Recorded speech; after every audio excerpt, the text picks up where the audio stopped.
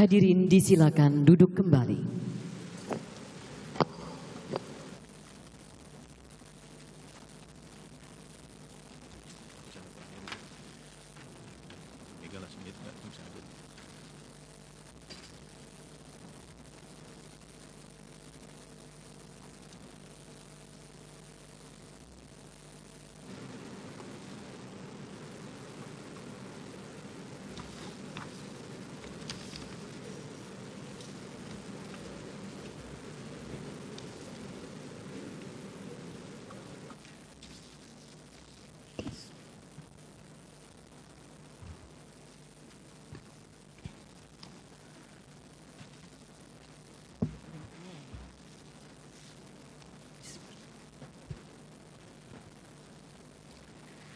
Assalamualaikum warahmatullahi wabarakatuh.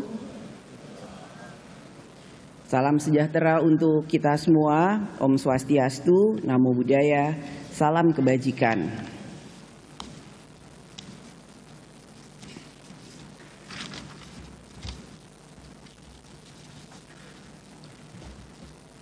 Yang kami hormati, Saudara Presiden Republik Indonesia, Insinyur Haji Joko Widodo,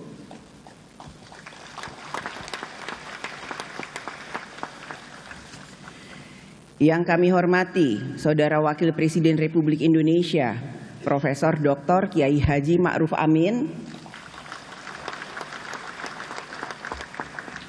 yang kami hormati Saudara Wakil Ketua dan anggota DPR RI, yang kami hormati Saudara Pimpinan MPR RI, yang kami hormati Saudara Ketua, para Wakil Ketua dan anggota DPD RI, yang kami hormati Saudara Ketua dan Wakil Ketua BPK RI, yang kami hormati Saudara Ketua Mahkamah Agung Republik Indonesia, Mahkamah Konstitusi Republik Indonesia, dan Komisi Yudisial Republik Indonesia, yang kami hormati para Menteri Kabinet Indonesia Maju, serta Panglima TNI dan Kapolri, yang kami hormati para ketua umum partai-partai politik, yang kami hormati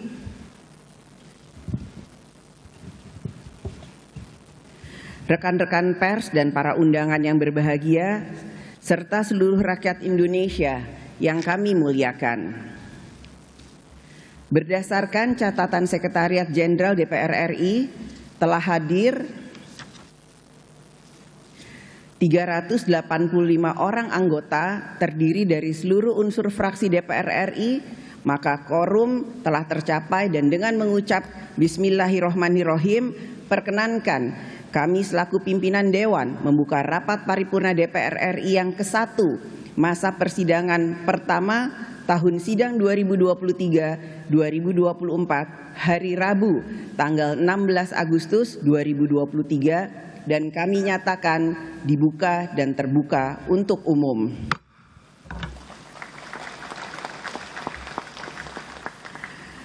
Rapat paripurna DPR RI pada siang hari ini memiliki dua agenda, yaitu sebagai berikut. Pertama, pidato Ketua DPR RI dalam rangka pembukaan masa persidangan pertama tahun sidang 2022-2023-2024. Kedua, pidato kenegaraan Presiden Republik Indonesia dalam rangka penyampaian keterangan pemerintah atas rancangan undang-undang tentang anggaran pendapatan dan belanja negara tahun anggaran 2024 beserta nota keuangan dan dokumen pendukungnya. Untuk itu, izinkan saya menyampaikan pidato pembukaan masa persidangan pertama tahun sidang 2023-2024 dari meja pimpinan.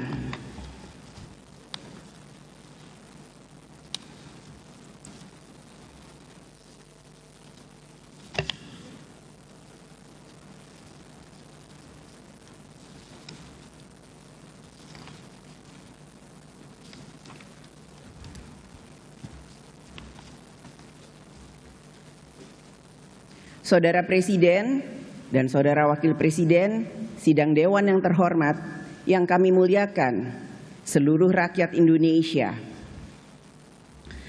Pada tanggal 21 Juni silam, pemerintah Indonesia secara resmi telah mencabut status pandemi COVID-19 dan beralih menjadi endemi. Kita patut bersyukur sejak awal Maret 2020 kita menghadapi ancaman terburuk pandemi dan kini telah berhasil melaluinya. Pada bulan Juni 2022, WHO menyampaikan bahwa penanganan COVID-19 di Indonesia termaksud yang terbaik di dunia.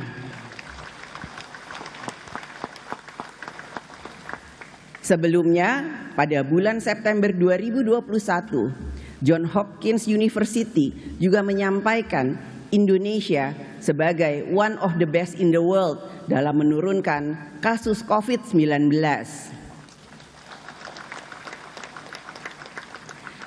Atas capaian ini, marilah kita bersama memberikan apresiasi kepada seluruh komponen bangsa dan anak bangsa yang telah bergotong royong mengatasi pandemi COVID-19. Keberhasilan kita melewati ancaman terburuk pandemi COVID-19 adalah hasil kerja bersama, gotong royong dari seluruh komponen bangsa, mulai dari Presiden dan Kementerian Lembaga, pemerintah daerah, DPR RI, DPD RI, DPRD Provinsi dan Kabupaten Kota, tenaga kesehatan, TNI Polri, BUMN, swasta, organisasi kemasyarakatan, perguruan tinggi, dan seluruh anak bangsa. Sekali lagi, pengalaman kita sebagai bangsa dan negara membuktikan bahwa dengan dipersatukan dalam semangat gotong royong, kita dapat menghadapi dan mengatasi persoalan dan ancaman sebesar apapun seperti yang ditimbulkan oleh pandemi COVID-19.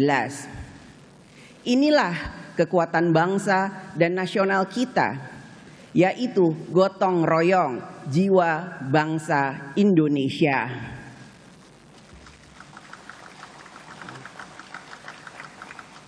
Saat ini kita berada dalam percepatan pemulihan ekonomi dan sosial untuk dapat menjalankan tugas pemerintahan negara secara efektif dalam melindungi rakyat, mensejahterakan rakyat, mencerdaskan rakyat, dan ikut melaksanakan ketertiban dunia. Tugas pemerintahan negara ini dijalankan sesuai dengan mandat konstitusi pada cabang-cabang kekuasaan negara, yaitu pada lembaga eksekutif, legislatif, dan yudikatif. Sejak reformasi, praktek-praktek dalam penyelenggaraan negara dan kehidupan berbangsa dan bernegara semakin demokratis. Aspek-aspek keterbukaan publik, akuntabilitas, kebebasan menyampaikan pendapat, kebebasan berorganisasi, dan lain sebagainya. Kualitas demokrasi di Indonesia akan sangat ditentukan oleh kita semua, seluruh anak bangsa, seluruh komponen bangsa, seluruh pelaku-pelaku demokrasi, pemerintah, DPR RI, MK, MA, BPK, TNI, Polri, lembaga-lembaga negara, serta seluruh rakyat Indonesia, yaitu bagaimana kita melakukan kerja bersama dalam membangun kemajuan peradaban demokrasi di Indonesia. Menjadi komitmen DPR RI untuk meningkatkan kinerja fungsi konstitusionalnya dalam menjalankan kedaulatan rakyat. Saudara Presiden dan Saudara Wakil Presiden, sidang Dewan yang terhormat, yang kami muliakan seluruh rakyat Indonesia. Konstitusi Negara Undang-Undang Dasar Negara Republik Indonesia tahun 1945 mengamanatkan bahwa Indonesia adalah negara hukum. Oleh karena itu, hukum mengatur kehidupan berbangsa dan bernegara. Menjadi tugas dan tanggung jawab DPR RI bersama pemerintah untuk membentuk peraturan perundang-undangan. Pembentukan suatu undang-undang oleh DPR RI bersama pemerintah merupakan upaya untuk memenuhi kebutuhan hukum nasional dalam rangka mengatur kekuasaan negara dan aparaturnya. Undang-undang yang mengatur pemenuhan hak politik, sosial, ekonomi, dan budaya rakyat. Undang-undang yang mengatur jalannya pembangunan nasional. Undang-undang yang mengatur ketertiban umum dan lain sebagainya. Menjadi kesadaran kita bersama bahwa Indonesia yang majemuk, berbeda suku, agama, budaya, kepercayaan, tentu saja akan memiliki perbedaan pandangan terhadap berbagai hal yang diatur dalam undang-undang. DPR RI bersama pemerintah dalam menjalankan tugas konstitusionalnya membentuk undang-undang selalu berupaya untuk dapat mencari kesamaan pandangan dari berbagai perbedaan pandangan. Negara Indonesia adalah negara hukum, sehingga dalam pembentukan undang-undang maupun dalam pembatalan undang-undang telah diatur dalam mekanisme hukum peraturan perundang-undangan. Marilah kita bangun peradaban politik hukum nasional kita dengan kesadaran dan komitmen yang menempatkan Indonesia sebagai negara hukum, sehingga kita tidak membenarkan kebiasaan main hakim sendiri, tetapi kita harus membiasakan kepatuhan pada hukum.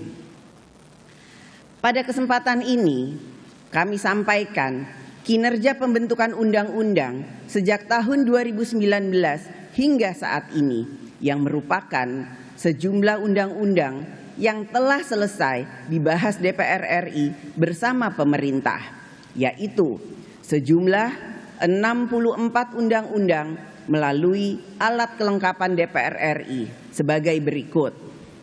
Komisi 1 dan Wakil Pemerintah telah menyelesaikan 6 undang-undang. Komisi 2 dan Wakil Pemerintah telah menyelesaikan 26 undang-undang.